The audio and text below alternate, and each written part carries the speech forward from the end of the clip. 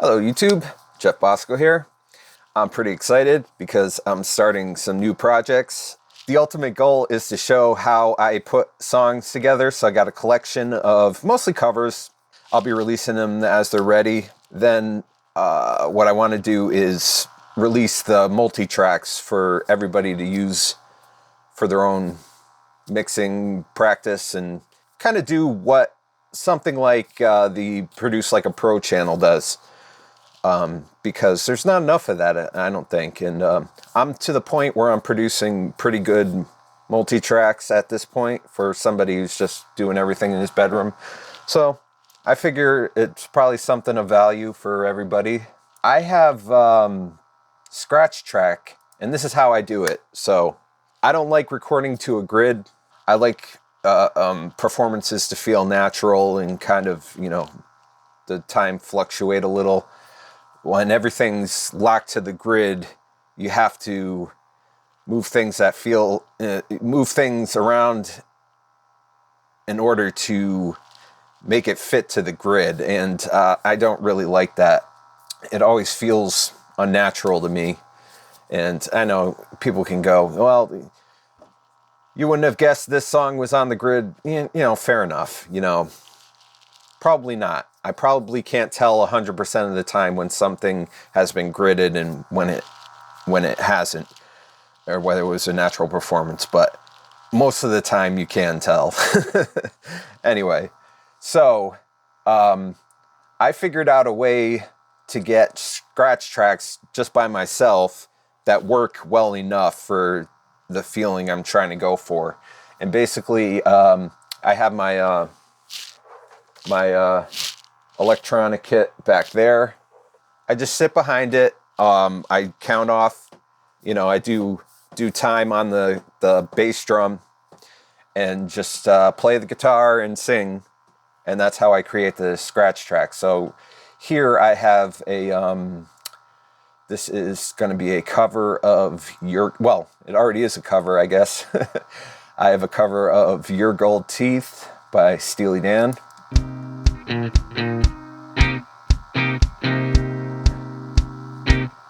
Got a feeling I've been here before.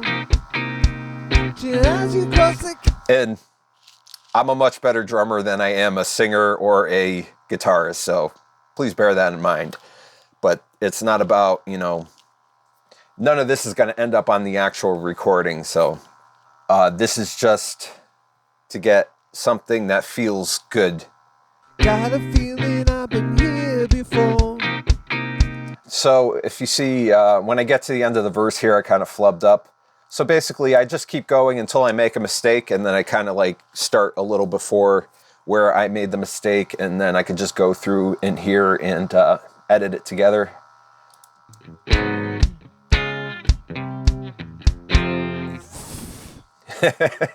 So I messed up there, and I started again here. Your gold teeth.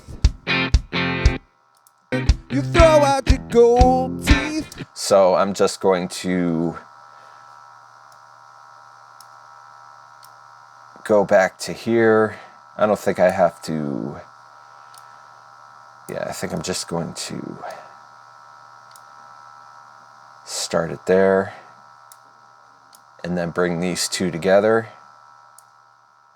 Your gold teeth. I almost did that perfectly. There's no grid here yet. I'm going to get to that, how I do that. But first, I'm just trying to get a complete take together. And it looks like this is the only edit I really need to do. It looks like the rest of the song was good enough in my estimation when I was tracking this. Gold teeth. It looks like it's a little bit lagging, so I'm just going to bring that in a little more. Out your gold teeth. Do you see how they roll?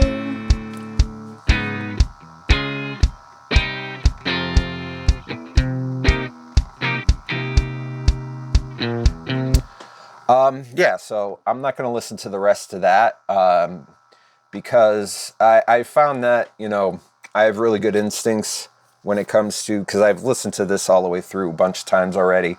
And I was obviously happy enough with it that I didn't do another take. So I am going to save this project as, and I have another take. This was a previous take, which I wasn't satisfied with, so I just did another one. And because of that, I'm going to rename this edit. So I have the original session untouched the way it is now. And then I'm just going, because I want to bring these back, this, just so there's no confusion. So I have this one take, the one take that I'm building everything on here.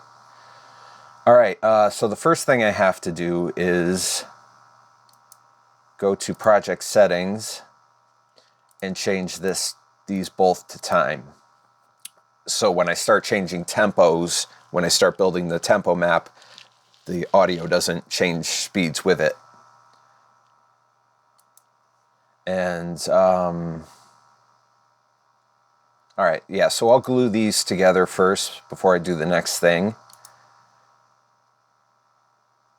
because I have to go into the item properties of the MIDI and ignore tempo. I just, the default is 120. It doesn't matter. I'm going to end up changing it anyway, but I want to be able to change it without the MIDI changing speeds too, just like the audio that I did in the project settings. Okay. All right. Then I'm going to find...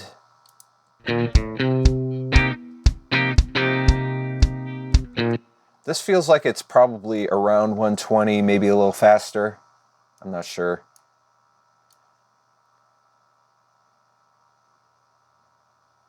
Maybe, okay, so it's a tiny bit slower. All right, so I'm going to go, let's go to 115.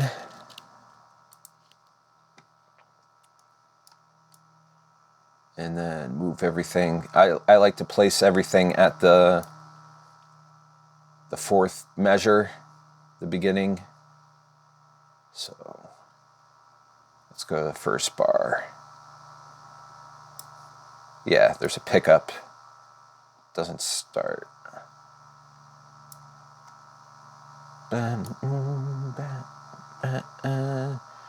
So it's a little slower than 115. Let's go 114.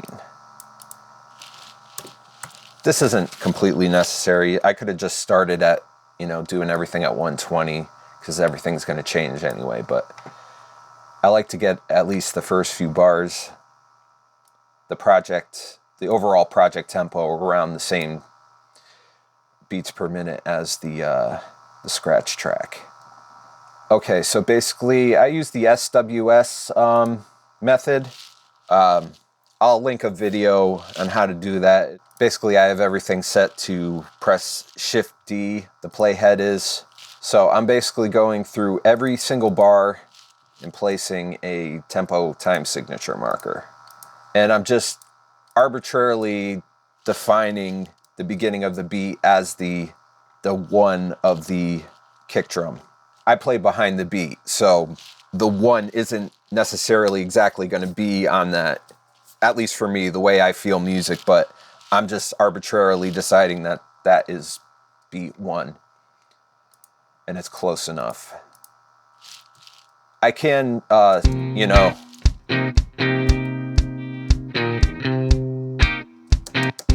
I can play this and add them as I go, but I'm going to have to come back in here and get them perfectly anyway, so I'm just going to go through every single measure one at a time. And this is very tedious, but it's worth it. And I'm just going to keep doing this and speed through this so you don't have to see every single one.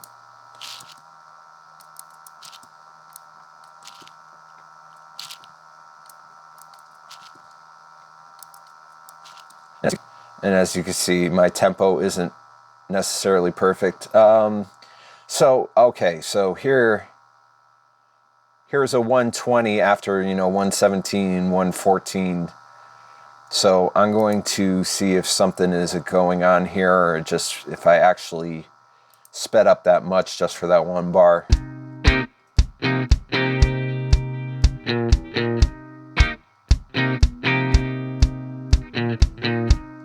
All right, it looks like, yeah, there's no time signature changes, so I'm just gonna keep moving on. I obviously played that bar a little too fast, but I'll show you how I fixed that. Yes, I fixed things.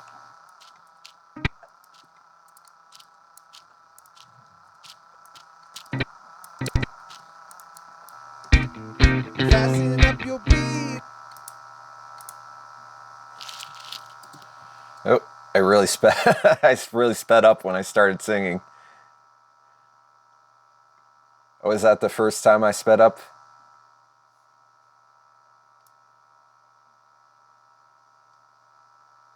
No, there's a couple speed up before I started singing. See how they roll.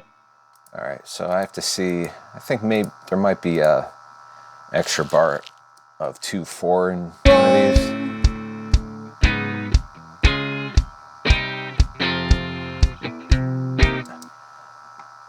Maybe not. Maybe that all is in 4/4.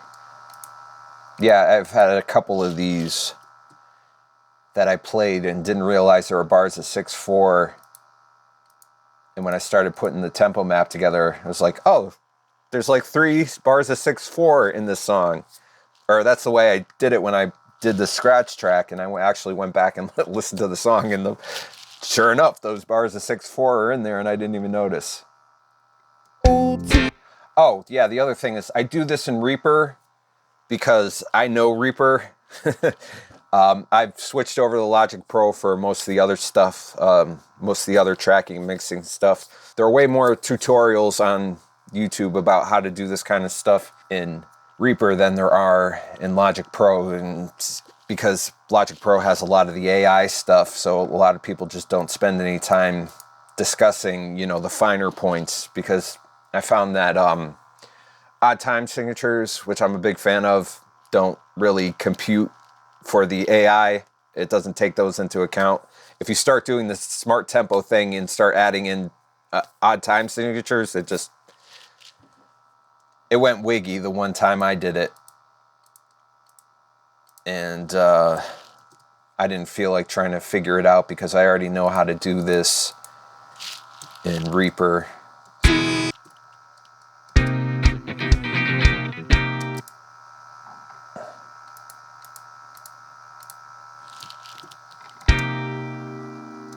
All right.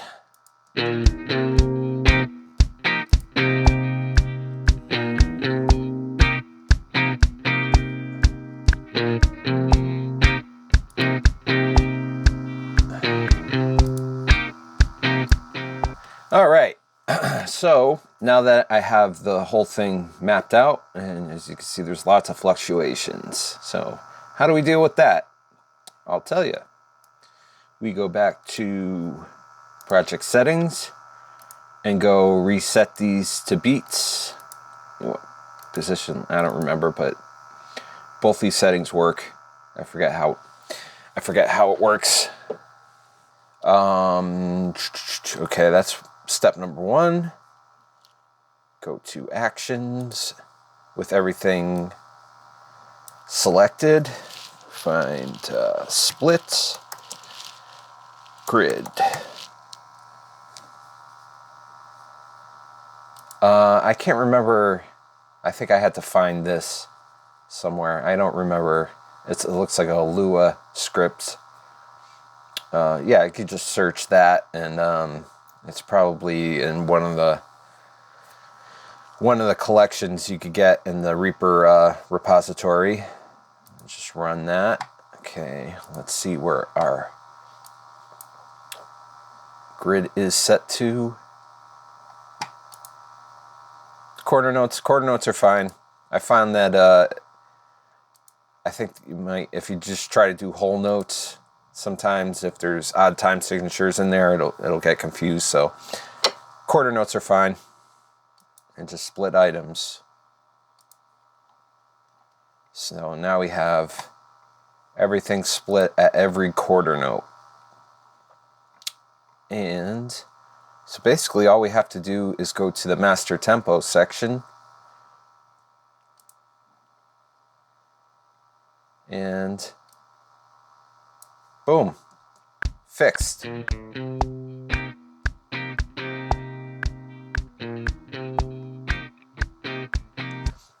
But I am going to, I have to make a decision about how I want to fix it.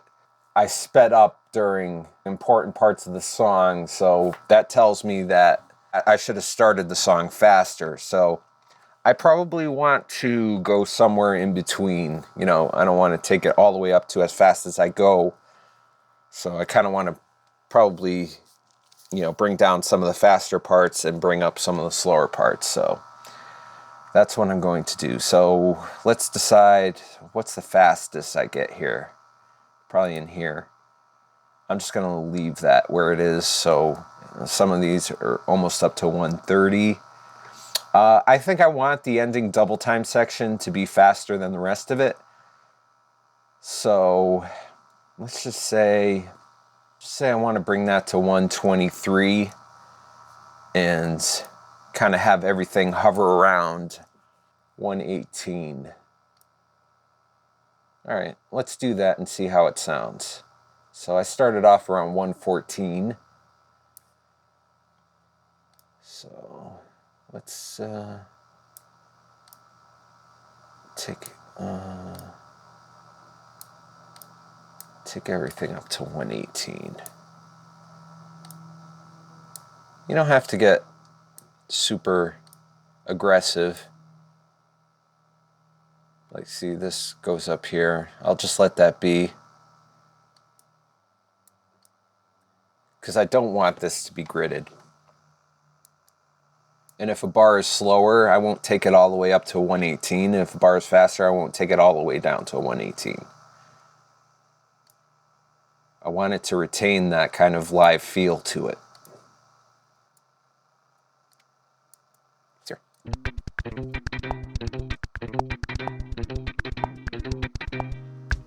Yeah, still sounds natural. It doesn't sound like I completely fixed it.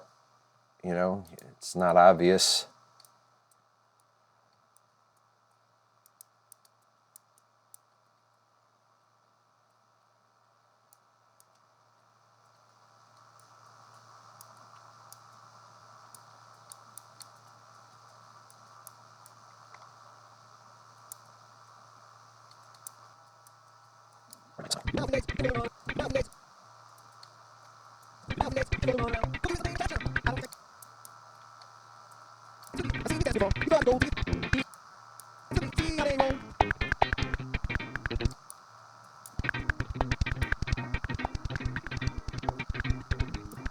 Ooh, yeah. Wow. I went all the way from 119 to 111. That's no bueno.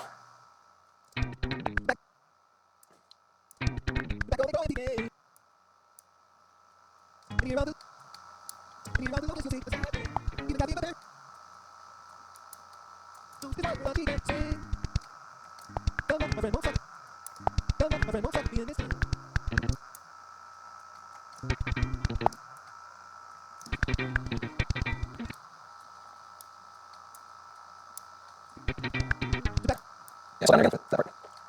So brain fart. Because we got freezing cold.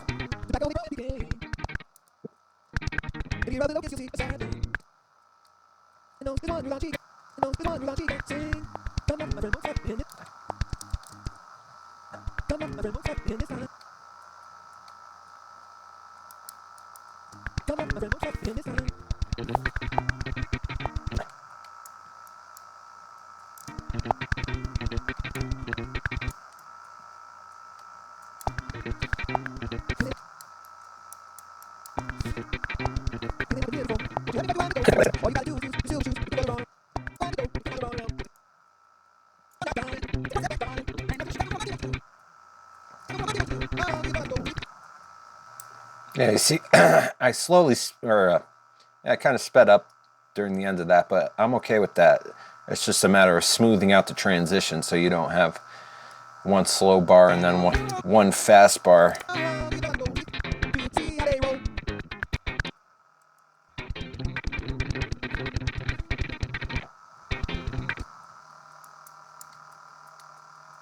Yeah, that might get that one. Let's see there. Let's start that a little. That's good.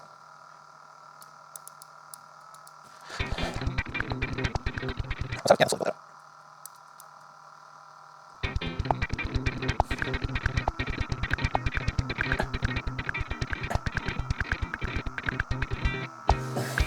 Good enough. All right. Now that's done, let's next thing is re-highlight all of these and then glue them back together. It would have helped if I had named these tracks, but I'm a space shot and I always forget to do that. That's all right. I'll find them.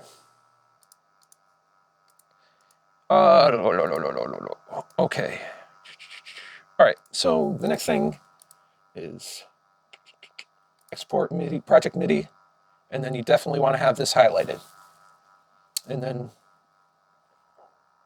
yeah, that's a good place for it. That's plenty good. Save there. Close. And then when you go to make your session in Logic Pro, project templates, my templates tracking. Then you can just import MIDI file. Gold Tooth Scratch. Gold Tooth MIDI. Import tempo. Definitely click on that one. And there you go.